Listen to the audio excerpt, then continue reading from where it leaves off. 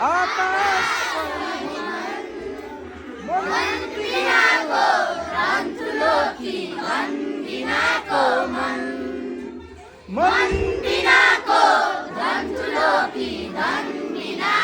म एउटा क्वेसन सोध्छु एन्सर दिने है त